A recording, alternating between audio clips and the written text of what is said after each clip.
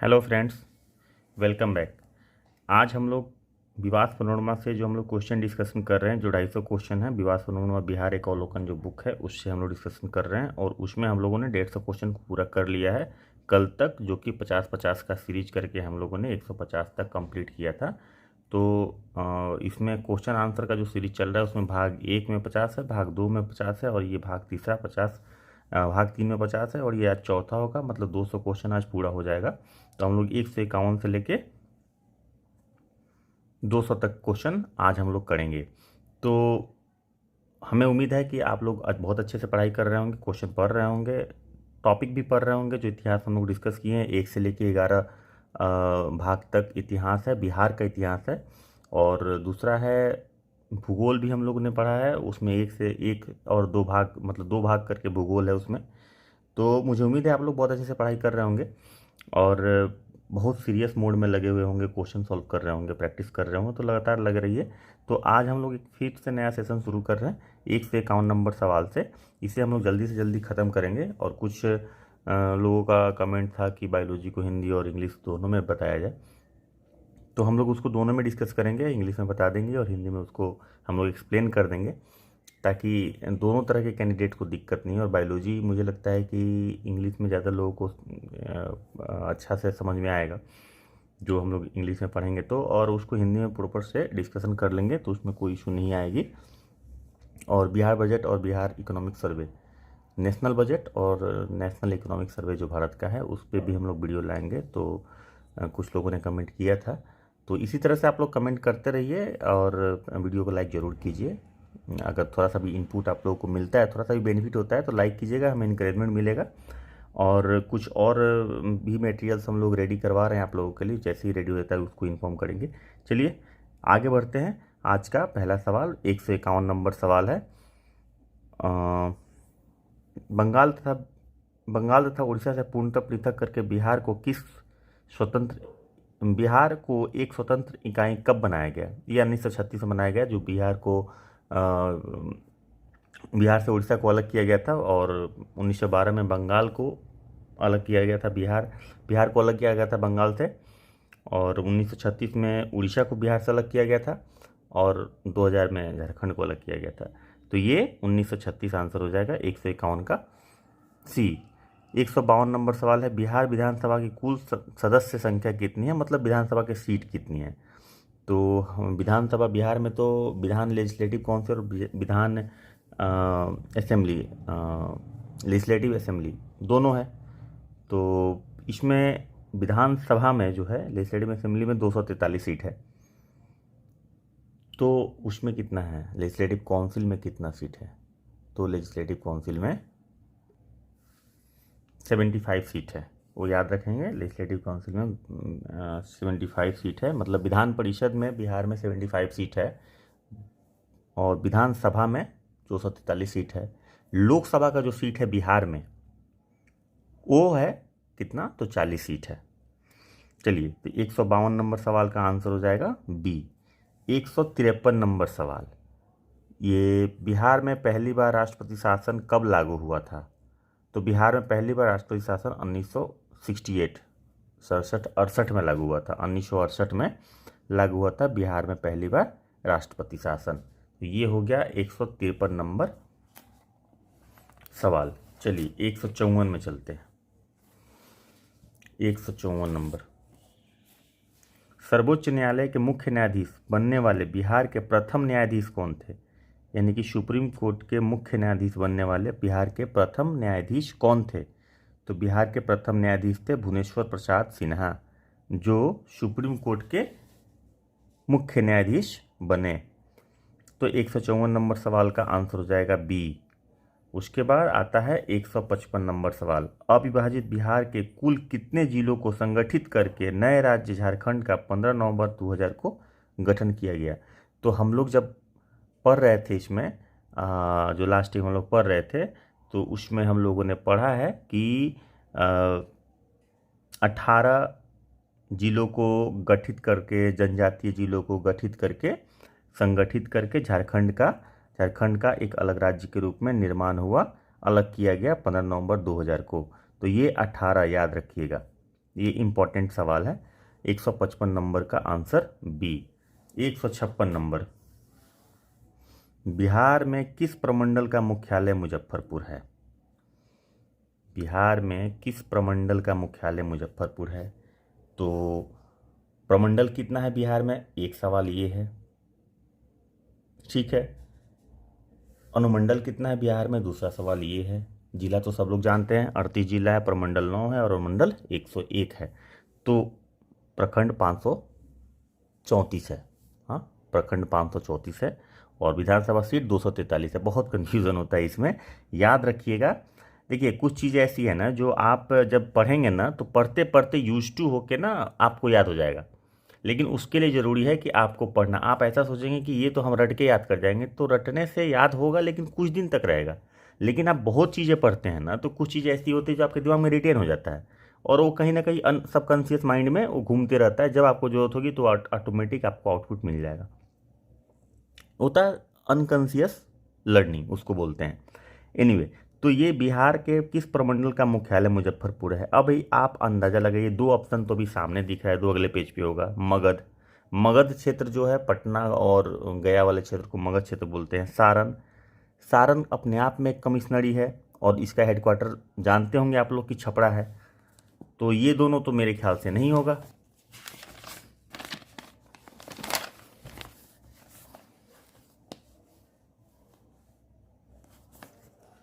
तो दूसरा क्या है, तिरहुत है और कोशी है। तो कोशी तो मधुबनी से और आगे चला जाता है, तो ये हो जाएगा तिरहुत कमिश्नरी। तो तिरहुत कमिश्नरी का हेडक्वार्टर जो है वो मुजफ्फरपुर है, याद रखेंगे, तिरहुत का हेडक्वार्टर मुजफ्फरपुर है। चलिए, 157 नंबर सवाल, बिहार पंचायत समिति एवं जिला परिषद अधिनियम बिहार के किस तिथि को लागू किया गया था? बिहार पंचायत समिति एवं जिला परिषद अधिनियम बिहार में किस तिथि को लागू किया गया था? 2 अक्टूबर 1963 को बिहार पंचायत समिति एवं जिला परिषद अधिनियम लागू किया गया था, जो कि 2 अक्टूबर 1963 है। तो 157 नंबर सवाल का आंसर हो जाएगा बी। चलिए, 158 नंबर सवाल, देश को स्वतंत्रता मिलने के समय बिहार के मुख्यमंत्री कौन थे? तो हम लोग पढ़े थे बिहार का इतिहास, और बिहार के इतिहास में हम लोगों ने ये डिस्कस किया था कि पहली बार जो मुख्यमंत्री बने थे वो यूनुस खान बने थे 1 अप्रैल 1937 को। उसके बाद मुख्यमंत्री जो बने उसी साल जुलाई में श्री कृष्ण सिंह बने। चूँकि मेजोरिटी इनके पास था, लेकिन उस समय गवर्नर के इंटरफेरेंस की वजह से उन्होंने सरकार बनाने से मना कर दिया था, लेकिन फिर बाद में जुलाई में वो सरकार बनाए थे 1937 में। उसके बाद जो इलेक्शन हुआ था उसके बाद उस समय वो श्री कृष्ण सिंह थे। तो ये याद रखेंगे, ये जयराम दास दौलत राम पहले इंडिपेंडेंट भारत के पहले गवर्नर हैं, भारतीय गवर्नर, तो ये इनका नाम है। तो ये 158 नंबर का श्री कृष्ण सिंह हो जाएगा बिहार के पहले मुख्यमंत्री। स्वतंत्रता मिलने के समय के मुख्यमंत्री थे वो श्री कृष्ण सिंह थे। चलिए नेक्स्ट 159 159 नंबर क्वेश्चन का, बिहार की पहली महिला मुख्यमंत्री कौन है?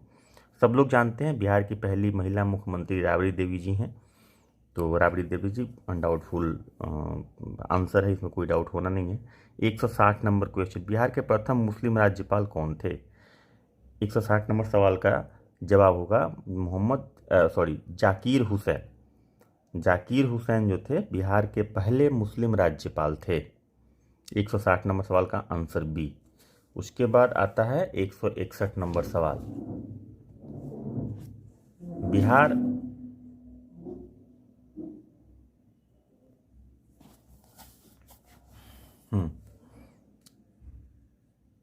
बिहार में यादव भूस्वामियों की सेना का नाम क्या है? लाल सेना, भूमि सेना, रणवीर सेना, लोरिक सेना। तो बिहार में यादव भूस्वामियों की सेना का नाम है लोरिक सेना। तो 161 नंबर का आंसर बी। 162 नंबर, जनगणना 2011 के अनुसार बिहार की कुल जनसंख्या कितनी है?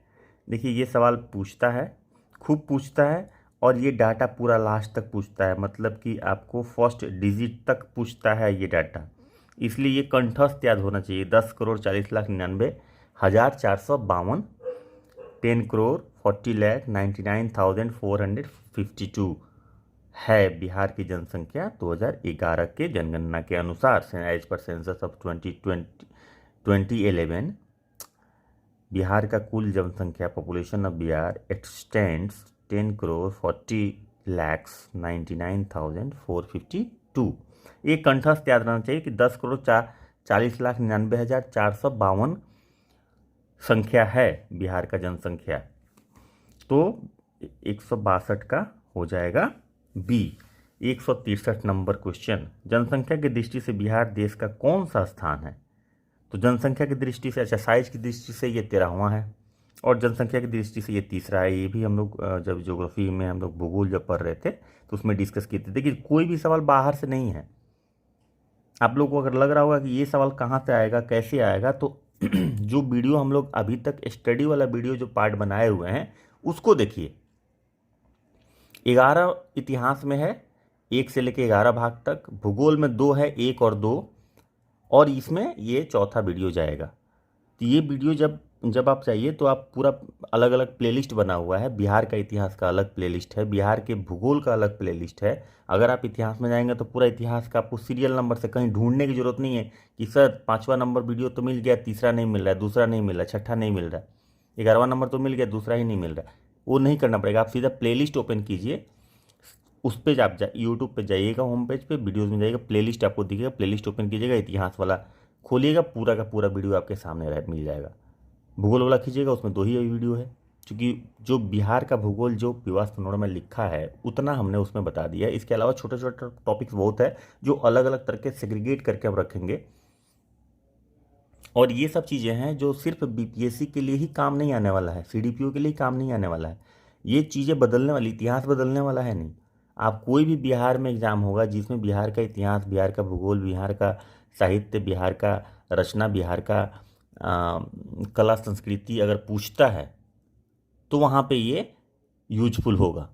तो ये नहीं सोचना है कि ये सिर्फ बीपीएससी, ये वैसे लोग भी तैयारी कर सकते हैं जो एसएससी का तैयारी करते हैं, बिहार एसएससी का, या फिर जो दरोगा में अगर सवाल आता है बिहार के इतिहास, हमने क्वेश्चन देखा नहीं है, हमने उसका सिलेबस भी नहीं देखा है, तो हम उस पर कमेंट नहीं कर सकते क्योंकि बीपीएससी से नीचे हम देखे नहीं हैं। अगर बीपीएससी के अलावा हम नहीं देखे हैं, सीडीपीओ का हम देखे हैं लेकिन उसका हम नहीं देखे हैं, अगर वो मुझे पता चलेगा कि उसमें है कुछ, तो उसके लिए भी हम लोग इनपुट डाल देंगे। एनीवे, जनसंख्या की दृष्टि से बिहार देश का कौन स्थान है? तो ये तीसरा स्थान है। बिहार में 2001 से 2011 के दौरान जनसंख्या वृद्धि दर कितनी थी? ये तो सेंसस से मिलेगा। तो ये जनसंख्या वृद्धि दर 25.4 थी, 25.4 थी। जनसंख्या वृद्धि दर 25.4 थी। तो 163 नंबर का सवाल का आंसर हो गया सी। 164 नंबर का सवाल का आंसर हो गया डी, 25.4। तो 25.4 था जनसंख्या वृद्धि दर।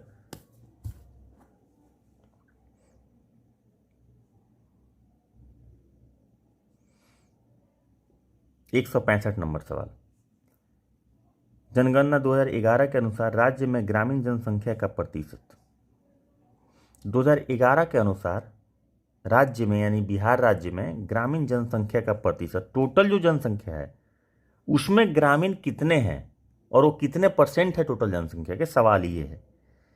कई बार क्या होता है कि हमें सवाल ठीक से समझ में नहीं आता है, उसकी वजह से हम गलती कर देते हैं। जनसंख्या कितनी है ग्रामीण, ये ठीक है, जनसंख्या का प्रतिशत तो किस चीज़ का प्रतिशत निकालेंगे? तो टोटल जनसंख्या का प्रतिशत निकालेंगे, यानी कि ग्रामीण जनसंख्या बट्टा टोटल जनसंख्या बिहार का गुना 100। तो ऐसे निकलेगा, मतलब परसेंटेज के टर्म में जो आएगा उसको डिवाइडेड बाई 100 कर देंगे तो हो जाएगा, गुना 100 नहीं, डिवाइडेड बाई 100 कर देंगे तो परसेंटेज के टर्म में आ जाएगा। मतलब गुना 100 कर देंगे तो जो आएगा वो परसेंटेज के टर्म में आएगा। मैथमेटिक्स हम नहीं पढ़ा रहे हैं, लेकिन वैसे आएगा कि इतना डिवाइडेड बाई टोटल रूरल जो जनसंख्या है, रूरल जनसंख्या जो है उसको डिवाइड करेंगे किससे? तो टोटल जनसंख्या से, और उसके बाद 100 से मल्टीप्लाई करेंगे, जो आएगा उसको परसेंटेज आ जाएगा। चूँकि ये आएगा जो फ्रैक्शन में आएगा, तो उसको 100 से, तो 88.7% था। 165 नंबर का जो आंसर हैगा बी होगा।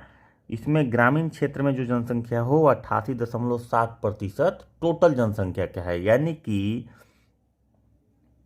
आप समझ लीजिए कि स्थिति क्या है बिहार में, कि मात्र 11.3% जो पॉपुलेशन है वो आपको शहरी क्षेत्र में रहता है। यानी कि 100 आदमी में 11 आदमी, चाहे ऐसे समझ लीजिए 1000 आदमी में 113 आदमी ऐसा है जो शहर में रहता है, और बाकी 887 आदमी जो है वो गांव में रहता है, रूरल पॉपुलेशन है।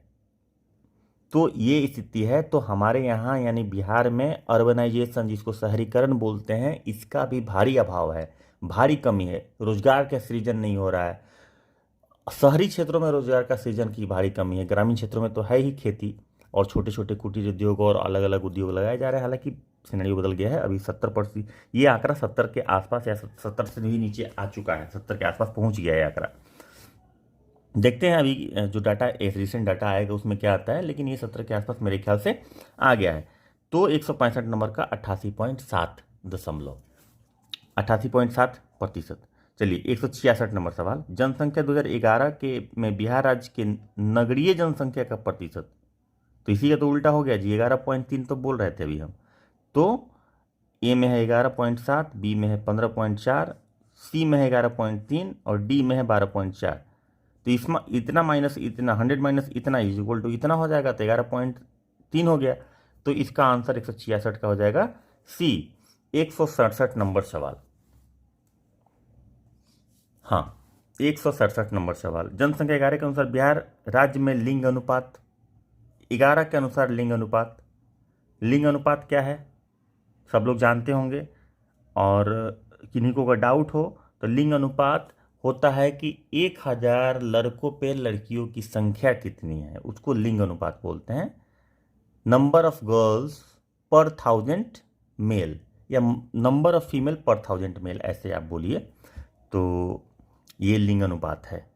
तो बिहार में जो लिंग अनुपात है वो है 918। 2011 के जनगणना के अनुसार 2011 में जो गिनती हुआ था उसमें जो महिलाओं की संख्या थी, हर 1000 पुरुष पे महिलाओं की संख्या 918 थी। यानी कि बराबर बराबर की अगर बात करें तो शॉर्टफॉल कितने का है भाई, तो शॉर्टफॉल 82 का है। ठीक है, तो नेशनल एवरेज कितना है, यहीं पे एक सवाल बन जाता है। तो ये सवाल बनता है ना कि नेशनल एवरेज फिर क्या है, या पहले तो क्या था। तो नेशनल एवरेज जो था, मैं वैसे लिख देता हूँ, 940 था। 2011 के सेंसस यानी कि जनगणना के अनुसार जो भारत का सेक्स रेशियो था, भारत मतलब पूरे देश एज ए होल का जो सेक्स रेशियो था वो 940 था। लेकिन अभी अभी अगर सवाल इसमें दो तरह से पूछेगा, अभी 1020 है। ठीक है, तो इसमें दो तरह से सवाल पूछ सकता है इसको। अगर लिखता है सवाल में कि बिहार का लिंगानुपात कितना है अभी, ये 2011 के जनगणना के अनुसार, तो 918 हो जाएगा। भारत का लिंगानुपात कितना है 2011 के जनसंख्या ये जनगणना के अनुसार, तो 940 हो जाएगा। लेकिन as per economic survey report 122 जो भारत का लिंगानुपात जो दिया गया है वो 1020 दिया गया है। इकोनॉमिक सर्वे जो हम लोग डिस्कस करेंगे, उसको इकोनॉमिक सर्वे को भी हम लोग डिस्कस करेंगे, जो भारत का और बिहार का भी हम लोग इकोनॉमिक सर्वे डिस्कस करेंगे। तो फॉर टाइमिंग मैं आप लोग को यहाँ बता देता हूँ कि इसमें लिंगानुपात 1020 दिया गया, जबकि 2011 में ये लिंगानुपात 940 था। तो ग्रोथ बहुत ज़्यादा है। अब आप इसका परसेंटेज ग्रोथ भी, डिकेडल ग्रोथ मतलब कि 10 साल में जो इंक्रीज़ किया, तो डिकेडल ग्रोथ उसको बोलते हैं। तो 20 इधर हो गया और 60 उधर हो गया, तो 80 डिवाइडेड बाई 940 ऐसे करके जो आता है आपका परसेंटेज वो आप निकाल लेंगे, तो डिकेडल ग्रोथ निकल जाएगा कि कितना ग्रोथ हुआ है। मुझे लगता है कि बहुत हैंडसम ग्रोथ कहलाएगा। और ये मुझे लगता है कि बिहार के नहीं, इंडिया के हिस्ट्री में, बिहार की हिस्ट्री में नहीं, इंडिया की हिस्ट्री में ये पहली बार हुआ है शायद आफ्टर इंडिपेंडेंस एटलीस्ट। तो मैं कह ही सकता हूँ कि प्लस में ये जा रहा है 1020, यानी कि पर 1000 मेल, 1000 पुरुषों पे 1020 महिलाएं हैं। ये सेंसस नहीं बोल रहा है, ये इकोनॉमिक सर्वे 2022 के हिसाब से ये ऐसा आ रहा है। देखते हैं रिपोर्ट हम लोग जब डिस्कस करेंगे तो उसमें फुल डिटेल आएगा। तो ये चीज़, एक नया चीज़ भी आ गया, तो हमने तो कोशिश की करंट अफेयर्स जोड़ दे, जब हमारे पास डाटा है तो हम लोग जोड़ सकते हैं। तो आपको यहाँ भी अपडेट मिल गया। इसीलिए मैं बोलता हूँ, हमेशा मैं वीडियो में बोलता हूँ कि स्किप मत कीजिएगा प्लीज़ वीडियो को। जब मैं कोई टॉपिक पढ़ाता हूँ तो मैं थोड़ा डिटेल पढ़ाता हूँ, चाहे वो क्वेश्चन ही क्यों नहीं हो, ये ऑब्जेक्टिव क्वेश्चन है। किसी को लगेगा कि 40 मिनट क्यों लगता है 50 क्वेश्चन में, सर इतना तो एग्जाम में भी नहीं लगता है। सही बात है, नहीं लगता है। लेकिन मुझे क्या होता है कि मुझे सिर्फ ऐसा नहीं है कि क्वेश्चन को लाइन से पढ़ देना है, 4 ऑप्शन पढ़ देना है और इसमें ये तो टिक लगा हुआ तो ये आंसर हो गया, दूसरा क्वेश्चन ये क्वेश्चन है ये आंसर हो गया, और तीसरा क्वेश्चन। ऐसे नहीं, मैं कोशिश करता हूँ कि एक्सप्लेन किया जाए, इंटरेक्टिव डिस्कशन हो, ताकि आपको क्वेश्चन को रटने की ज़रूरत नहीं, समझने की ज़रूरत हो। और आपको क्वेश्चन में थोड़ा बहुत मॉडिफाई हो सकता है, तो मॉडिफाई क्या हो सकता है वो भी मैं डिस्कस करता हूँ। तो मैं एक्चुअली क्वेश्चन डिस्कस करते हुए भी मैं कोशिश करता हूँ कि उसका एक्सप्लेनेशन इस तरह से हो ताकि वो टॉपिक ही क्लियर हो जाए।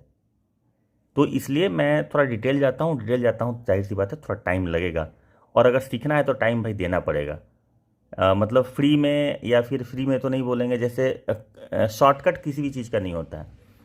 आप बीपीएससी का तैयारी करते हैं, आप सीडीपीओ की तैयारी करते हैं, अभी कोई भी रिस्पॉन्सिबल एक जॉब का तैयारी करते हैं, तो उसमें जितना एफर्ट लगना है उतना लगेगा, और आपको लगाना पड़ेगा, रिजल्ट तभी होगा। आप ये सोच रहे होंगे ना कि हम एफर्ट नहीं लगाएं, कोई शॉर्टकट ले लें, 2000 4000 2000 1000 3000 500 200 क्वेश्चन प्रैक्टिस करके चले जाएं। अरे रट के जाइएगा, क्वेश्चन कोई नहीं लड़ना है। बीपीएससी में आप देख लीजिए कि रिपीट क्वेश्चन नहीं करता है।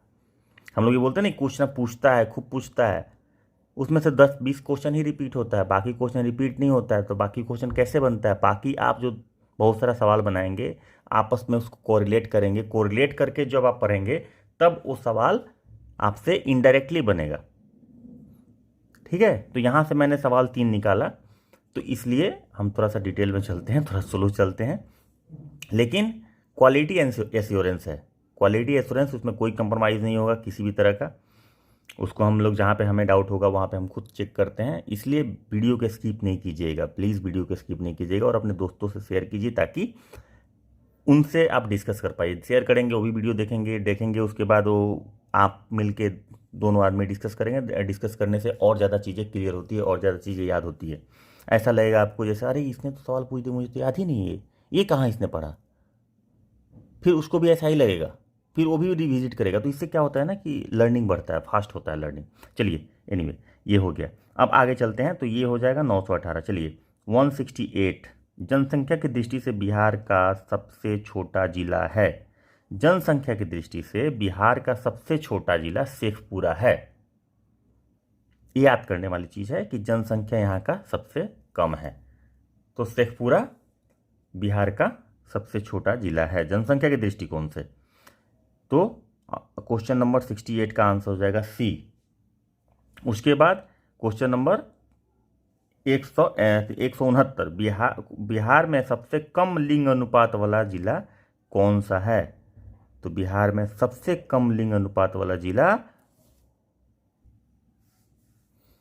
मुंगेर, भागलपुर, सॉरी, मुंगेर और भागलपुर। यहाँ तो मुंगेर और भागलपुर, ये दोनों का लिंग अनुपात सेम है, और ये एज पर सेंसस 2011 के सेंसस के हिसाब से 879 महिलाएं पर 1000 पुरुष थीं, भागलपुर और मुंगेर दोनों में। तो इन दोनों का जो है सेक्स रेशियो सेम था 2011 के सेंसस में, इसलिए ये दोनों आंसर होगा। और जब दोनों हो जाएगा तो नॉन हो जाएगा, क्योंकि आपको पता है कि 2 ऑप्शन आप तो सेलेक्ट कर नहीं सकते हैं। तो पांचवा है नन और मोर देन 1। तो अगर इस तरह से आता है और पांचवा नन, तो यहाँ पे आप दोनों लेंगे, लेकिन ध्यान रहे 2011 के सेंसस के हिसाब से। आगे हम लोग देखेंगे, बिहार का इकोनॉमिक सर्वे भी है, उसमें देखेंगे क्या है, लेकिन फिलहाल के लिए ये है। आगे चलते हैं। तो ये भागलपुर मुंगेर, बिहार में सबसे अधिक लिंगानुपात वाला जिला, सब जानते हैं, नहीं जानते हैं तो भाई जान जाइए।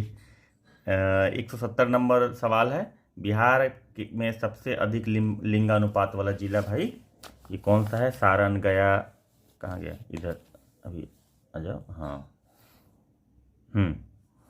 सारण, सिवान, गया, गोपालगंज। गोपालगंज सबसे अधिक लिंगानुपात वाला जिला है, यहाँ पे 1015 है, मतलब 1015 महिलाएं 1000 पुरुषों पे हैं। तो मेंस में तो मुझे ध्यान नहीं है, लेकिन इस तरह का सवाल इंटरव्यू में पूछा है कि ऐसा क्या कारण है कि गोपालगंज में सेक्स रेशियो है वो ज़्यादा है। जबकि लिटरेसी रेट की बात करें, अगर कोई कहेगा कि लिटरेसी रेट शायद वहाँ जाता है, तो लिटरेसी रेट बहुत ज़्यादा नहीं है वहाँ का, लेकिन सेक्स रेशियो ज़्यादा है। तो इसका क्या कारण है? तो आप लोग कारण सोचिएगा, बताइएगा हमें कमेंट में, तब तो इंटरेक्टिव होगा। वैसे तो आप लोग इंटरेक्शन कर नहीं रहे हैं, वैसे एक दो लोग कर रहे हैं, उनको धन्यवाद कि आप लोग सीरियस हैं और आप लोग लगातार कंटिन्यूटी मेंटेन किए हुए हैं, तो कर रहे हैं, तो उनको तो धन्यवाद। लेकिन बाकी लोग कर नहीं रहे हैं। तो चलिए, एक सवाल ही हो गया कि गोपालगंज के लिए आप क्या सोचते हैं। सपोज कीजिए आपने मेंस लिखा, आपका पीटी हो रहा है, आप लगातार पढ़ते रहिए और ये श्योर है कि आपका पीटी होगा, लेकिन कंटिन्यूटी मेंटेन करनी पड़ेगी, लगातार क्वेश्चन बनानी पड़ेगी और लगातार हमारे साथ जुड़ के पढ़ना पड़ेगा। तो होगा, इसमें कोई डाउट नहीं है। आप मेहनत करेंगे तो रिजल्ट होना ही है। तो हाँ, तो ये हम क्या बोल रहे थे ना कि आप ये बताइए कि अगर मेंस में ये सवाल आ जाए, सपोज कीजिए कि इसको लिखना पड़े या आपसे इंटरव्यू में पूछ दिया जाए, तो आप इसके अलावा और क्या कह सकते हैं गोपालगंज का क्यों सेक्स रेशियो ज़्यादा है? इसमें सब्जेक्टिविटी बहुत है, कोई ऑब्जेक्टिव बात नहीं है। तो आप लोग कमेंट में आराम से बताइए इसको, ठीक है, हम वेट करेंगे रिप्लाई का। चलिए, तो इसका आंसर ये हो जाएगा, 170 नंबर का डी हो जाएगा। चलिए, 171, बिहार में न्यूनतम महिला साक्षरता वाला जिला। बिहार में न्यूनतम महिला साक्षरता वाला जिला, सबसे कम महिलाएं कहाँ की साक्षर है? बिहार में किस राज्य की महिला, बिहार में किस जिले की महिलाएं सबसे कम साक्षर है? तो भाई सहरसा, खगड़िया, अररिया और सहरसा और सुपौल, चारों में बहुत कन्फ्यूजन होगा, याद रखना है सहरसा, ऑप्शन नंबर डी। उसके बाद आता है 172 नंबर, बिहार में सबसे कम जनसंख्या घनत्व वाला जिला। सबसे कम जनसंख्या घनत्व तो वहाँ है जहाँ पे सबसे ज़्यादा जंगल है, याद रखेंगे, इसी तरह से याद रख लीजिएगा। तो सबसे ज़्यादा जंगल, अच्छा इसमें गया भी आ जाएगा, जो जंगल बहुत ज़्यादा है, जमुई में भी जंगल ज़्यादा है, लेकिन कैमूर में सबसे ज़्यादा है, यह ध्यान रखना है, ठीक है। तो ये आपका हो गया। और उसके बाद होता है 172 नंबर का आंसर हो गया ए। उसके बाद 173 जनसंख्या घनत्व की दृष्टि से शिवहर जिले का बिहार में कौन सा स्थान है? भाई पहला स्थान है, सबसे ज़्यादा घनत्व तो वहीं का है। सबसे कम किसका हो गया? कैमूर का। सबसे ज़्यादा किसका हो गया? शिवहर का। अब दो क्वेश्चन को हम आपस में कोरिलेट कर रहे हैं, यहाँ पे सबसे कम जनसंख्या घनत्व है और यहाँ पे सबसे ज़्यादा जनसंख्या घनत्व है। अच्छा, जनसंख्या घनत्व का डिफिनीशन आप लोगों को पता है? कभी कभी ये भी सवाल में पूछता है, मतलब इस तरह का सवाल पूछता है कि जनसंख्या घनत्व को कैसे एक्सप्लेन करते हैं। तो नंबर ऑफ पीपुल रिसाइडिंग पर स्क्वायर किलोमीटर, मतलब कि एक वर्ग किलोमीटर में जितने लोग रहते हैं, एवरेज उसको जनसंख्या घनत्व बोलते हैं। तो अगर मान लीजिए किसी डिस्ट्रिक्ट का या किसी स्टेट का या देश का निकालना हो, तो पूरे एरिया का, जो डिस्ट्रिक्ट का एरिया है या राज्य का एरिया है या देश का एरिया है, उस एरिया को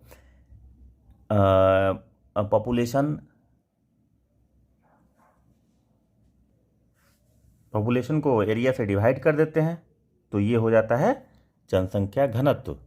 ये पॉपुलेशन हो गया और ये एरिया हो गया, तो एरिया से डिवाइड कर देते हैं, तो पर यूनिट एरिया निकल जाएगा कि number of people per unit area निकल जाएगा, तो वो हो गया वहाँ का घनत्व। तो एक वर्ग किलोमीटर में जितने लोग रहते हैं किसी भी लिमिटेड जियोग्राफिकल एरिया में, जैसे जिला में, जैसे राज्य में, जैसे देश में, तो उसका जनसंख्या घनत्व कहते हैं। तो ये डिफिनीशन भी हो गया जनसंख्या घनत्व का। चलिए आगे बढ़ते हैं। तो 173 नंबर सवाल का शिवहर का स्थान है पहला, तो ये आंसर हो जाएगा। 174 नंबर सवाल, 174 नंबर सवाल में निम्नलिखित में से किस जिले में महिलाओं की संख्या पुरुषों की संख्या से अधिक है? सेक्स रेशियो में क्या है? नंबर ऑफ महिलाओं की संख्या पर 1000 पुरुष संख्या, 1000 के पुरुष संख्या पर महिलाओं की संख्या कितनी है? तो सबसे ज़्यादा सेक्स रेशियो जहाँ पे होगा महिलाओं की संख्या उतनी ज़्यादा होगी। तो 1000 से ज़्यादा जहाँ महिलाओं की संख्या होगी, या कितना भी रहे, 1000 रहे या उससे ज़्यादा रहे या उससे कम रहे, सेक्स रेशियो जिसका सबसे ज़्यादा रहेगा वहाँ पे महिलाओं की संख्या ज़्यादा रहेगी। तो गोपालगंज का सेक्स रेशियो इन सब में जब सबसे ज़्यादा है, तो गोपालगंज का। अच्छा, सबसे कम और सबसे ज़्यादा पूछेगा, लेकिन बीच वाला नहीं पूछेगा, इसलिए ये ध्यान रखिएगा, क्योंकि अपने पास 38 जिला है, तो 38 जिला का सेक्स रेशियो याद रखने का उम्मीद वो नहीं लगाता है, लेकिन ये जरूर बीपीएससी उम्मीद करेगा कि आप सबसे ज़्यादा और सबसे कम वाले को याद रखें। तो ये सब चीज़ याद रखने की जरूरत नहीं है। यहाँ पे ये कभी किस सवाल में बोलते हैं ना कि जैसे जो लोग शहीद हुए थे सचिवालय के पास, उनका जो 7 शहीद का जो स्मारक बना हुआ है, उन सबका नाम याद रहना चाहिए। तो बाकी कुछ भी चौथा डाल देगा कि इसमें से कौन नहीं है तो हटा दीजिएगा, लेकिन यहाँ पे वो नहीं है। यहाँ पे वही चीज़ याद रखना है जो आपको चाहिए, चूँकि आपको पहला सबसे टॉप और सबसे बॉटम दोनों चाहिए। तो गोपालगंज यहाँ पे जिसका सेक्स रेशियो ज़्यादा है, जाहिर सी बात है महिलाओं की संख्या वहाँ पे ज़्यादा होगी, सबसे ज़्यादा यहाँ पे सेक्स रेशियो गोपालगंज का है, तो महिलाओं की संख्या सबसे ज़्यादा होगी। चलिए अगला सवाल 175 नंबर। जनगणना 2011 के अनुसार बिहार में महिलाएं साक्षरता क्या है? महिलाओं की साक्षरता दर 2011 के जनगणना के अनुसार, 2011 के जनगणना के अनुसार महिलाओं की साक्षरता दर कितनी है भाई? ये कहाँ गया? यहाँ है, हाँ 175 नंबर सवाल। जनगणना 2011 के अनुसार महिलाओं में महिला साक्षरता है तो 51.5% याद रखिए, और पुरुषों में कितना है? 63.4% के आसपास है, कुछ 63% के आसपास, लेकिन 2011 के जनगणना के अनुसार है। तो बिहार में महिलाओं की साक्षरता उस समय 2011 में 51.5% था। चलिए 176 नंबर। बिहार राज्य में वहाँ की कुल जनसंख्या के कितने प्रतिशत लोग अनुसूचित जाति के हैं?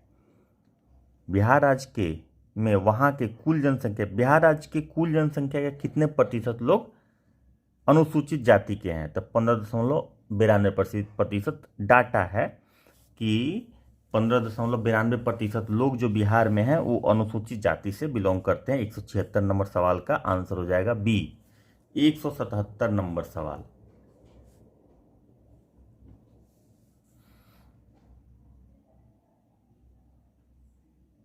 बिहार के बौद्ध स्थलों के विकास के लिए किस देश द्वारा ओवरसीज इकोनॉमिक,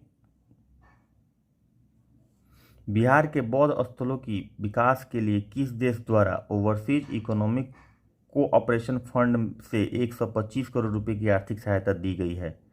तो ये जापान से दी गई है। बौद्ध स्थलों के विकास के लिए बिहार में जापान के द्वारा बहुत फंड आता है, इन लोगों से भी आता है, लेकिन ये जो है ना ओवरसीज इकोनॉमिक कोऑपरेशन फंड, ये 125 करोड़ रुपया जो है वो जापान दिया है। तो ये तो उस समय का करंट का बात होगा जब ये बुक थी। अभी तो हम लोग के पास कुछ नया करंट अफेयर्स भी ऐड होगा, ठीक है ना। तो आगे बढ़ते हैं। समस्तीपुर मुजफ्फरपुर रेलखंड पर सोनपुर रेलखंड रेल मंडल के किस रेलवे स्टेशन का नामकरण बिहार के पूर्व मुख्यमंत्री कर्पूरी ठाकुर के नाम पर कर्पूरी ग्राम रेलवे स्टेशन किया गया? पितौजिया ये रेलवे स्टेशन था। झंझारपुर, दुर्गावती, रूनी, सैदपुर ये सब नहीं है, पितौजिया है। याद रखिएगा कि समस्तीपुर मुजफ्फरपुर रेलखंड पर कर्पूरी ग्राम एक रेलवे स्टेशन है, तो कर्पूरी ठाकुर जी वहीं से बिलोंग करते थे, तो वहाँ पे जो रेलवे स्टेशन था उसका नाम बदल के कर्पूरी ग्राम कर दिया गया। तो ये याद रखिएगा। चूँकि ये जब हुआ होगा तब करंट अफेयर्स के नेचर का था, लेकिन अब ये जीके के नेचर का हो गया है सवाल, क्योंकि ये तो बदलने वाला है नहीं ना। एक बार जब बदला तो उस समय करंट अफेयर्स और जीके दोनों था, लेकिन आज की डेट में ये करंट अफेयर्स नहीं है, ये जीके है। तो ये भी बहुत ट्रिकी चीज़ होता है कि जीके करंट अफेयर्स अलग अलग है, एक है, बहुत कन्फ्यूज़न होता है। जैसे अभी बीपीएससी में बहुत सवाल देखेंगे, अगर आप लोग यूपीएससी देते होंगे तो मैं पार्टिकुलरली यूपीएससी का बोलता हूँ। यूपीएससी में अगर कोई लोग बोलता है कि आउट ऑफ सिलेबस पूछ दिया, कभी कभी बोलता है, चाहे भाई सिलेबस होता ही नहीं है जीएस का, आउट ऑफ सिलेबस क्या होता है? ब्रह्मांड में पूरे यूनिवर्स में जो चीज़ है यूपीएससी पूछ सकता है, वो उसका सिलेबस है, इस तरह से आप मान लीजिए। तो यूपीएससी का ये कहानी है। तो मैं तो ये बोलता हूँ कि हिस्ट्री भी यूपीएससी करंट अफेयर से पूछता है। अब आप सोचेंगे कि सर क्या बोल रहे हैं, कुछ समझ में नहीं आ रहा है, लेकिन मैं फिर से बोलता हूँ कि हिस्ट्री भी करंट अफेयर से पूछता है। यानी कि हिस्ट्री का क्वेश्चन जो पूछता है उसमें से कुछ क्वेश्चन या अधिकतर क्वेश्चन ऐसे होते हैं जो करंट अफेयर्स के होते हैं, और हम जानते हैं कि हिस्ट्री के हैं और हम पढ़ के नहीं जाते उसको, क्योंकि हमें मिलता ही नहीं है वो। हमें मिलता नहीं है बुक में कहीं लिखा हुआ, या फिर उतना सघन स्टडी, इंटेंसिव स्टडी, इंटेंसिव नहीं एक्सटेंसिव स्टडी नहीं करते हैं तो नहीं मिलता है। लेकिन मोस्ट ऑफ द क्वेश्चन जो 100 क्वेश्चन पूछता है यूपीएससी जीएस में, पेपर 1 में जो पीटी का होता है, उसमें करंट अफेयर्स का मोस्ट ऑफ द क्वेश्चन रहता है। मोर देन 60 क्वेश्चन, 70 क्वेश्चन तक करंट अफेयर्स का रहता है। लेकिन लगता है कि ज्योग्राफी का है, लगता है कि इकोनॉमिक्स का है, लगता है वो कि आपका पॉलिटी का है। भाई पॉलिटी का नहीं है, उसको कैसे पता कि कौन सा आर्टिकल पूछना है। आप ये आर्टिकल पर क्या हो गया, हम ये आर्टिकल पूछेंगे, कुछ ना कुछ कनेक्शन आता है। कभी यूपीएससी के बारे में जब बताएंगे, अभी तो बीपीएससी फोकस कर रहे हैं, लेकिन कभी यूपीएससी के बारे में बताएंगे तो डिटेल में बताएंगे और बहुत मज़ा आएगा उसमें पढ़ने में। अभी तो हम लोग यूपीएससी पे फोकस करें तो ज़्यादा बेहतर होगा।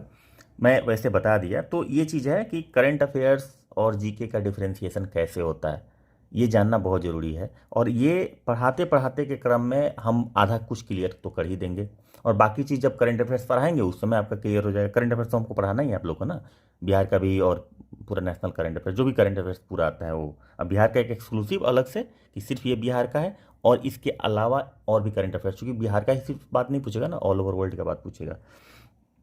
तो करंट अफेयर्स जब पढ़ाएंगे ना तो आपको जीके का डिफरेंशिएशन हम समझाएंगे। चलिए आगे बढ़ते हैं। भारत रत्न से सम्मानित निम्नलिखित विभूतियों में कौन बिहार राज्य से संबंधित नहीं है। भारत रत्न से संबंधित राजेंद्र प्रसाद बिहार के हैं, जयप्रकाश नारायण बिहार के हैं, डॉक्टर जाकिर हुसैन भी बिहार के हैं, RJ टाटा ये बिहार से आए तो थे बिजनेस करने, लेकिन एक्चुअली बिहारी नहीं थे, पारसी हैं, तो इनका नाम ये आ जाता है। तो JRD टाटा, जमशेद RD टाटा, रतन पूरा नाम तो नहीं, जमशेद जी टाटा हम लोग इनको बोलते हैं। अब आगे बढ़ते हैं। 180 नंबर सवाल, बिहार के किस शहर को सिल्क सिटी कहा जाता है। ऑब्वियसली भागलपुर को कहा जाता है सिल्क सिटी, क्योंकि वहाँ पे सिल्क का प्रोडक्शन होता है, वहाँ पे सिल्क की फैक्ट्री लगी थी, पहली वो बोर्ड बनी थी वहाँ पे सिल्क की, जो हम लोग पहले डिस्कस कर चुके हैं सवाल में। तो 180 नंबर का आंसर हो जाएगा एक, खगड़िया, सीतामढ़ी, मधुबनी नहीं होगा, भागलपुर होगा। इसको सिल्क सिटी कहा जाता है, बिहार का सिल्क सिटी। 181 नंबर, बिहार में निम्नलिखित में से किस स्थान पर निर्यात संवर्धन औद्योगिक पार्क की स्थापना की गई है। अब निर्यात मतलब होता है एक्सपोर्ट, और संवर्धन का मतलब तो हिंदी देखना पड़ेगा क्या है। औद्योगिक पार्क की स्थापना की गई है तो हाजीपुर में ये एक्सपोर्ट इंडस्ट्रियल पार्क क्या होगा, ये संवर्धन इंडस्ट्रियल पार्क जो भी बोलेंगे औद्योगिक पार्क इसको, तो ये हाजीपुर में बनाया गया है। 181 नंबर सवाल का आंसर हो जाएगा C, हाजीपुर। अब चलते हैं 182 नंबर। 182 नंबर, बिहार के मानक समय और पटना के स्थानीय समय में लगभग कितने समय का अंतर है। तो 15 मिनट का अंतर है, ध्यान रखिएगा। ये सवाल पूछता है और ये ट्रिकी सवाल है, ये जल्दी नहीं मिलता है कहीं पे लिखा हुआ, लेकिन ये 15 मिनट का डिफरेंस है। बिहार के मानक समय और पटना के स्थानीय समय में लगभग कितने समय का डिफरेंस है, तो ये लगभग में ही होगा 15 मिनट, ठीक है, एग्जैक्ट नहीं होगा। चलिए, तो 182 नंबर का B। 183 नंबर, वाल्मीकि बाग आरक्षय क्षेत्र बिहार के किस जिले में स्थित है। तो वाल्मीकि जो हम पहले भी बता चुके हैं, किसी न किसी वीडियो में बताए हैं, एग्जैक्टली मुझे वीडियो का नाम नहीं याद आ रहा है, नंबर नहीं याद आ रहा है कौन से भाग में था, लेकिन ये पश्चिमी चंपारण में है और अभयारण्य है, बहुत खूबसूरत जगह है, घूमने लायक जगह है। तो यहाँ पे जाना चाहिए अगर किसी को बिहार में पर्यटन करना है। तो भाई पर्यटन में ये रुचि है तो पहले अपने स्टेट में एक्सप्लोर करते हैं, ना कि अपने स्टेट में कितना कुछ है, बहुत कुछ है, कुछ रेवेन्यू अपने स्टेट में दे देते हैं, उसके बाद जो बच्चा कुछ आएगा दूसरी जगह जाएंगे देने के लिए। पहले अपने स्टेट से संतुष्ट हो लें। अब घर का खाना खाते खाते जब आदमी बोर होता है तभी तो रेस्टोरेंट जाता है, लेकिन घूमने वाला सिस्टम हम लोग क्या करते हैं ना कि पहले बाहर चलो, मनाली चलो, शिमला चलो, और कहीं कहीं चलो, दार्जिलिंग चलो, गोवा चलो। बिहार में भी जगह है, आप घूम सकते हैं, एक्सप्लोर कीजिए, बहुत सारे पर्यटक स्थल है, और पहले वाली स्थिति नहीं है। उन लोगों को, उन सब जगहों को बहुत अच्छे से डेवलप किया गया है। राजगीर है, राजगीर में तो और अच्छी अच्छी चीज़ें बनी हुई हैं। अभी तो glass walk, sky walk type का ये बनाया गया है, पुल बनाया जो ग्लास का बना हुआ है, जो हमारे मुख्यमंत्री जी उद्घाटन किए थे उसका। एनीवे, तो पर्यटन में आप इंटरेस्टेड हैं तो वहाँ पे जा सकते हैं, वाल्मीकि अभयारण्य में भी जा सकते हैं। बाघ का अभयारण्य है वहाँ पे। चलिए, तो ये हो गया पश्चिमी चंपारण 183 नंबर। अच्छा, इतना मेरा बोलने का मतलब ये नहीं है कि मैं पर्यटन के बारे में आपको गाइड कर रहा हूँ या इंटरेस्ट दिखा रहा हूँ, बस मैं एक स्टोरी बनाने की कोशिश करता हूँ ताकि क्वेश्चन याद रहे। ठीक है, ये पर्पस ये होता है कि जब आपके पास एक स्टोरी होता है ना तो आप कनेक्ट करते हैं आराम से। लेकिन जब आप एक लाइन सिंगल लाइन पढ़े, उसका सिंगल याद कर लिए, तो सिर्फ रटना ही ऑप्शन बचता है, दूसरा कोई ऑप्शन नहीं बचता। इसलिए भी थोड़ा सा टाइम आपको ज़्यादा लगेगा, लेकिन विश्वास मानिए, एक बार अगर अच्छे से बढ़िया से पढ़ेंगे तो आपको ये लगने लगेगा कि ये बहुत ही इंटरेस्टिंग मतलब लर्निंग है, क्योंकि इसमें हम लोग बहुत अच्छे से सीख रहे हैं, बहुत चीज़ें याद हो जा रही है। इंटरेक्टिव बहुत ज़्यादा मैं बनाने की कोशिश करता हूँ। आगे बढ़ते हैं। 184 नंबर, निम्नलिखित में से किस राष्ट्रीय राजमार्ग की लंबाई बिहार में सबसे कम है? तो बिहार में राष्ट्रीय राजमार्ग की लंबाई जो सबसे कम है वो रहा है राष्ट्रीय राजमार्ग 99। राष्ट्रीय राजमार्ग 99 की लंबाई सबसे कम है। तो 184 नंबर सवाल का आंसर हो गया राष्ट्रीय राजमार्ग 99। आंसर हो जाएगा ए। 185 नंबर सवाल, बिहार में महावीर कैंसर स्थान कहाँ स्थित है? तो फुलवाड़ी शरीफ में स्थित है। महावीर कैंसर संस्थान जो है वो फुलवाड़ी शरीफ में स्थित है। उसके बाद 86 नंबर, बिहार में पृथक झारखंड राज्य कब अस्तित्व में है? ये पहले भी आ चुका है, सवाल में ये दिया था। तो 15 नवंबर, 9 नवंबर, 18 नवंबर, 1 नवंबर, याद रखिएगा 1 नवंबर नहीं है, 18 भी नहीं है और 9 भी नहीं है, 15 नवंबर 2020 को अस्तित्व में पृथक झारखंड आया था। 187 नंबर, निम्नलिखित में से किस राज्य में सर्वप्रथम अल्पसंख्यक आयोग को वैधानिक अधिकार प्रदान किया गया था? सर्वप्रथम अल्पसंख्यक आयोग को वैधानिक अधिकार प्रदान किया गया था। तो अल्पसंख्यक माइनॉरिटी कमीशन जो है उसको वैधानिक अधिकार प्रदान किया गया था, तो वह बिहार राज्य था। बिहार राज्य ने पहली बार अल्पसंख्यक आयोग को वैधानिक अधिकार प्रदान किया था। तो 187 का हो जाएगा बी। उसके बाद 188, बिहार में सर्वप्रथम नगर पालिका की स्थापना किस नगर में हुई थी? नगर पालिका, तो नगर पालिका की स्थापना सर्वप्रथम आरा में हुई थी। 188 का सी। उसके बाद 189, संविधान के किस अनुच्छेद के अनुसार बिहार में द्विदशनात्मक विधानमंडल की व्यवस्था लागू है? अनुच्छेद 169, संविधान के किस अनुच्छेद के अनुसार बिहार में द्विसदनात्मक विधानमंडल का व्यवस्था लागू है? द्विसदनात्मक मतलब 2 सदन, जैसे लेजिस्लेटिव असेंबली और लेजिस्लेटिव काउंसिल, विधानसभा और विधान परिषद। तो जो बड़े बड़े राज्य हैं, इंडिया के जो बड़े बड़े राज्य हैं, उन्हीं बड़े बड़े राज्यों में ये द्विसदनात्मक मतलब 2 सदनों वाला विधानमंडल का व्यवस्था लागू है। तो पूरे ये किस अनुच्छेद के अंतर्गत आता है? 169, आर्टिकल नंबर 169 नंबर अनुच्छेद के अंतर्गत ये आता है। आर्टिकल 169 जो है वो पार्लियामेंट को राइट देता है कि काउंसिल ऑफ स्टेट को या तो क्रिएट कर सकता है या इसको एबोलिश कर सकता है, यानी कि हटा सकता है, या तो बना सकता है या हटा सकता है। लेकिन आर्टिकल 169 ये अधिकार देता है पार्लियामेंट को, यानी संसद को, कि लेजिस्लेटिव काउंसिल जो है, विधान मंडल जो है, उसको रखना है कि हटाना है, इसका पावर पार्लियामेंट के पास होता है। लेकिन वो विधानसभा से, जो उस कंसर्न राज्य का विधानसभा है, उससे वो लेजिस्लेटिव असेंबली में अप्रूव्ड होना चाहिए। जैसे ही वो एक रिजोल्यूशन पास करेगा, एक शपथ पास होगा, बिहार नहीं कोई भी स्टेट का जो लेजिस्लेटिव असेंबली है, जहाँ पे स्ट्रक्चर बनाना है या नहीं जो है उसको हटाना है, तो हटाने के लिए भी किया जाता है। जैसे तेलंगाना ने हटाया कुछ समय पहले, तो सॉरी तेलंगाना ने नहीं, मतलब कोई भी स्टेट अगर हटाता है उसको, तो उसके लिए एक विधानसभा में रिजोल्यूशन पास किया जाता है और पास करके फिर पार्लियामेंट को रिकमेंडेशन जाता है, पार्लियामेंट डिसीजन लेता है। तो ये पावर उनके पास होता है। अभी 6 ऐसे राज्य हैं जिनके पास बाईकैमरल स्ट्रक्चर है। वो 6 राज्य हैं बिहार, यूपी। उसके बाद अगर साउथ का देखें तो साउथ में 3 है, आंध्र प्रदेश, तेलंगाना और कर्नाटका, और एक वेस्ट में है महाराष्ट्र। तो ये 6 स्टेट ऐसे हैं जहाँ पे बाई कैमरल स्ट्रक्चर है, जिसको क्या बोलते हैं, द्विसदनात्मक विधानमंडल का व्यवस्था लागू है। बहुत हो गया इस सवाल पे टाइम, बाकी चीज़ें हम लोग जब पॉलिटी पढ़ेंगे तब देखेंगे। अब 190 नंबर सवाल, बिहार में कुल कितने लोकसभा क्षेत्र हैं? वो हम पहले ही दूसरे क्वेश्चन में ही बता दिए थे, उसमें लोकसभा का पूछा नहीं था, लेकिन हम अपने से बता दिए थे। आ गया सवाल, 40 सीट है लोकसभा का। 191, महेशकूट पंसलवा सहरसा मार्ग पर डुमरी घाट हेतु बीपी मंडल सेतु का निर्माण किस नदी पर किया गया? महेशखूंट पंसलवा सहरसा मार्ग पर डुमरी घाट हेतु बीपी मंडल सेतु, ये जब छपा था तब करेंट अफेयर्स हो सकता था, लेकिन ये अब हो गया है क्या, जी की सवाल हो गया है। ये सीधे पूछेगा कि बीपी मंडल सेतु किस नदी पर स्थित है, तो कोसी नदी पर, याद रखिएगा।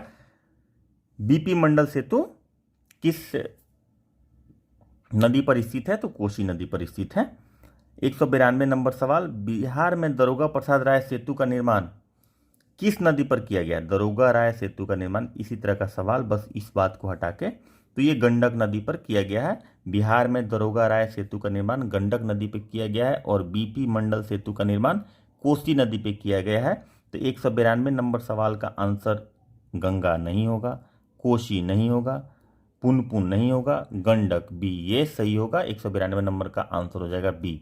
193 नंबर, बिहार में लीची अनुसंधान केंद्र कहाँ पर स्थित है? तो भाई मुजफ्फरपुर लीची के लिए फेमस है, तो मुजफ्फरपुर मुसहरी के पास लीची अनुसंधान, मुसहरी मतलब जगह जो है वहाँ पे लीची अनुसंधान केंद्र है। तो 193 नंबर सवाल का बी आंसर हो गया। जहाँ पे स्कोप नहीं रहेगा ना एक्सप्लेन करने का बहुत, वहाँ पे हम एक्सप्लेन नहीं करेंगे, ठीक है, लेकिन जहाँ पे एक्सप्लेन करने का स्कोप रहेगा वहाँ पे हम जरूर करेंगे। अगर जहाँ पे नहीं भी रहे वहाँ पे कनेक्टिविटी की कोशिश हम लोग करते हैं। 194 नंबर सवाल, बिहार में मक्का अनुसंधान केंद्र कहाँ स्थित है? तो मक्का अनुसंधान केंद्र बेगूसराय में स्थित है। इस तरफ मकई बहुत ज़्यादा होता है, इसलिए भी जहाँ पे जिस क्षेत्र में ज़्यादा प्रोडक्शन जिस चीज़ का होता है वहाँ पे अनुसंधान केंद्र उसका होता है। तो आप ऐसे भी कनेक्शन बना सकते हैं। अगर आपको पता है कि बिहार में मकई कहाँ ज़्यादा होता है या प्रचुर मात्रा में जहाँ ज़्यादा उगाया जाता है, तो एक अंदाज से भी आप कर सकते हैं। तो 194 नंबर सवाल का आंसर हो जाएगा सी, बेगूसराय में मक्का अनुसंधान केंद्र है। 195 नंबर सवाल, दलहन अनुसंधान केंद्र की स्थापना बिहार के किस जिले में? कहाँ है भाई दलहन? तो दलहन यह मोकामा में है, दिख रहा है, हाँ, दलहन अनुसंधान केंद्र मोकामा में है। अच्छा, 196, बिहार के किस स्थान पर बोरोबुदुर के बुद्ध स्तूप से भी 1 फीट ऊंचा एवं विशाल बौद्ध स्तूप प्राप्त हुआ है? केसरिया, बोरोबुदुर के बुद्ध स्तूप से भी 1 फीट ऊंचा विशाल बौद्ध स्तूप प्राप्त हुआ है, तो केसरिया में। 196 नंबर का आंसर हो जाएगा ये, लौरिया अरेराज, लौरिया नंदनगढ़, रामपुरवा। कंफ्यूजिंग बहुत है, आपको केसरिया पे ध्यान देना है, केसरिया का भी स्तूप बहुत फेमस है, और वो इस बात पे ध्यान देना है कि ये बोरोबुदुर के बौद्ध स्तूप से भी 1 फीट ऊंचा है ये, तो इस बात पे ध्यान देना है, केसरिया में है ये। 197 नंबर सवाल, केसरिया प्रखंड बिहार के किस जिले में स्थित है भाई? तो केसरिया प्रखंड जो है, केसरिया ब्लॉक है एक्चुअली, और ये पूर्वी चंपारण जिले में स्थित है, तो पूर्वी चंपारण हो जाएगा। अधिकतर लोग जानते होंगे, लेकिन हम लोग को तो सवाल प्रैक्टिस करना है, तो भाई सब सवाल देखना पड़ेगा। 198 नंबर सवाल, चूँकि जिन लोगों को पता नहीं होगा उनको तो भाई, हमें नहीं पता है ना, किसको नहीं पता है। मखाना के व्यावसायिक स्तर पर उत्पादन करने वाला देश का एकमात्र राज्य बिहार है। हमारा दरभंगा जिला मखाना का प्रोडक्शन करता है, बहुत ज़्यादा करता है। जो भी सप्लाई है मोस्ट ऑफ द बिहार से आता है, और बिहार में उधर से आता है, दरभंगा की तरफ से। तो 198 नंबर सवाल का आंसर हो गया सी। अब 199 नंबर सवाल, 199 नंबर सवाल, निम्नलिखित में से बिहार के किस चित्रकला पर भारत सरकार ने डाक टिकट जारी किया है? तो भारत ने डाक टिकट जब जारी किया था उस समय ये करंट का सवाल था, लेकिन अभी ये जीके की तरह देखा जाएगा इस सवाल को, और ये हो जाएगा मधुबनी चित्रकला। मधुबनी चित्रकला पे भारत सरकार ने डाक टिकट जारी किया है।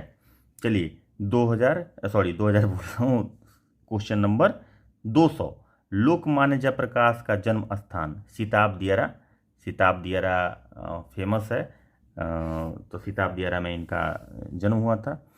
जगदीशपुर में वीर कुंवर सिंह जी का जन्म हुआ था। सिमरिया तो नहीं ध्यान आ रहा है। और जीरा देवी में डॉक्टर राजेंद्र प्रसाद का हुआ था। सीताब दियारा में जयप्रकाश नारायण का हुआ था। तो ये हो गया 200 सवाल आज का पूरा। और एक क्वेश्चन और हम लोग कर लेते हैं, और वो है निम्नलिखित में से 201 नंबर सवाल, निम्नलिखित में से कौन सी बिजली परियोजना बिहार सरकार के अधीन नहीं है? बरौनी ताप बिजली है, मुजफ्फरपुर ताप बिजली है, कहलगांव सुपर ताप बिजली घर ये नहीं है, सुवर्ण रेखा पन बिजली ये भी है, तो कहलगांव नहीं है। तो 200 क्वेश्चन हमारा कंप्लीट हो गया। और आज का सेशन यहाँ पे ख़त्म होता है। और वीडियो बहुत लंबा तो नहीं हो रहा है, लेकिन हाँ इंटरेक्टिव है। आप लोग देखेंगे, देखिए इसको पूरा देखिएगा ज़रूर। और अभी तक अगर देख रहे हैं तो जाहिर सी बात है कि आप बहुत ही सीरियस हैं। और मुझे पता है कि इतने अगर सीरियस आप हैं तो आपका रिजल्ट होना चाहिए। आप बाकी चीज़ों पे भी ध्यान दीजिए, जो चीज़ें आपकी जैसे करंट अफेयर्स पे हम लोग शुरू करेंगे। लेकिन जो हमने पढ़ाया है क्वेश्चन अगर आप देख रहे हैं तो जो हमने पढ़ाया है उस वीडियो को भी देखिए। और ग्रुप बनाइए, 1-2 लड़कों का, दोस्तों का ग्रुप बनाइए, 2-4 लोग से ज़्यादा नहीं, 10-20 नहीं, 2-4 से ज़्यादा नहीं, मैक्सिमम 5 कीजिए, उससे ज़्यादा नहीं। और वीडियो शेयर कीजिए और शेयर करके उससे डिस्कशन कीजिए कि भाई आप तू यहाँ इतना पढ़ ले, मैं यहाँ पढ़ लेता हूँ, और दोनों एक दूसरे से सवाल पूछेंगे। तो उससे लर्निंग बहुत फास्ट होता है। यहाँ पे आप लोग कमेंट में हमको बता रहे हैं, कुछ लोग बता रहे हैं, तो ये अच्छी बात है कि इंटरेक्टिव बना रहे हैं। लेकिन बाकी लोग भी बताएं। एक जो सवाल मैं छोड़ के रखा हूँ, गोपालगंज ज़िले में साक्षरता बहुत ज़्यादा नहीं है, इसके बावजूद भी सेक्स रेशियो ज़्यादा है, उसका क्या कारण हो सकता है? अगर आप लोग कमेंट में बताएं तो अच्छी बात होगी। मुझे अच्छा लगेगा कि भाई आप लोग उसके बारे में सोच रहे हैं, किस तरह सोच रहे हैं। एक लाइन में लिखिए, कोई वो नहीं है कि आप लोग पूरा कहानी लिखिए, कीवर्ड्स भी आप लिख सकते हैं। तो ये सेशन आज का यहीं ख़त्म करते हैं, और मिलते हैं कल एक नए क्लास में। और उसमें हम लोग ख़त्म कर देंगे ये पूरा, जिसमें 250 क्वेश्चन के आसपास ही है लगभग, इससे ज़्यादा है नहीं। तो 250 क्वेश्चन है कुछ, तो 250 क्वेश्चन तो मतलब कल ख़त्म हो जाएगा ये। और उसके बाद विवाह सुनना का जो इम्पोर्टेंट पार्ट है वो सारा कुछ हम लोग एक 2 भाग में ख़त्म कर देंगे। और उसके बाद हम लोग लूसेंट से शुरू करेंगे। मोस्ट प्रोबेबली लूसेंट से हम लोग जो शुरू करेंगे वो हम लोग बायोलॉजी या इकोनॉमिक्स शुरू करेंगे, उसको करेंगे। उसके बाद फिर क्वेश्चन भी करना है। और इस क्वेश्चन के बाद कुछ और क्वेश्चंस है जो हम लोग करवाना है। तो मिलते हैं कल एक नए वीडियो में, एक नए क्लास के साथ। उम्मीद करते हैं कि खूब मन लगा, आप लोग पढ़ रहे होंगे। तो पढ़ते रहिए, हंसते रहिए, मुस्कुराते रहिए, जम के पढ़ते रहिए। और मिलते हैं कल एक नए वीडियो में। तब तक के लिए बाय बाय, टेक केयर, जय हिंद।